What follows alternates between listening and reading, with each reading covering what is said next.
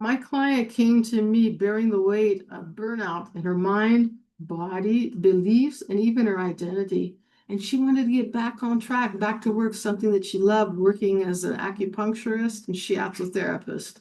But after the health crisis and some side effects that she reported having from the medication she took, she was deeply worried, deeply concerned about these psychological symptoms that wouldn't go away. And she wanted to get all of the molecules completely out of her system, but she didn't know how long it was going to take. It wasn't working, and she was confused and pretty freaked out about the whole situation and sad and even frustrated that it was so hard to go back to work.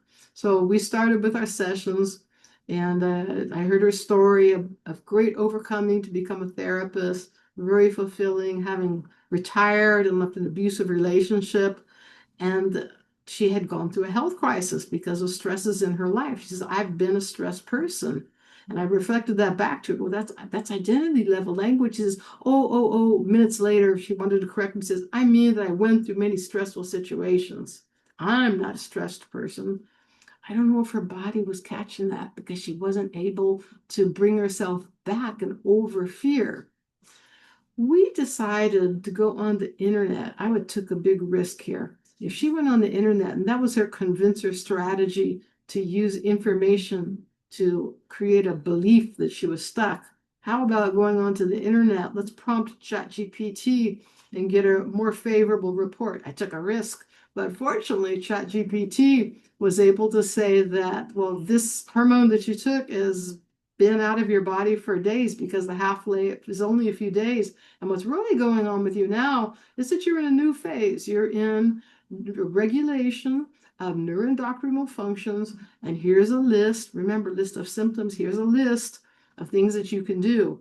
And she understood all of them as a body-mind therapist. It made sense to her in concept. It paced her model of the world, saying one of the things that you need to do is be careful about your stress.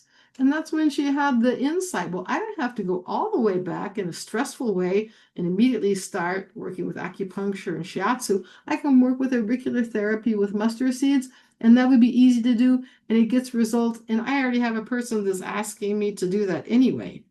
She found a way to go back that would not trigger her concerns and fears of having a relapse. And she did it in her own way, in her own model of the world. So I'm actually excited to share that I have an article that I wrote about this in which I talked about the coaching strategies and the intervention approaches. And if you're curious to read about that, and I hope you are, the link to the blog article is in the description below. Go there, read it, comment, come back here and comment again, like this video, sign up on my channel because 2026, which is this year, is a year that I'll be sharing a lot of my coaching cases. I hope this is important to you in some kind of way, either as a coach or as a person that's going through this recovery, and count on me for some interaction here that I can support you on your transitions. Thank you. I'm Arlene Davis.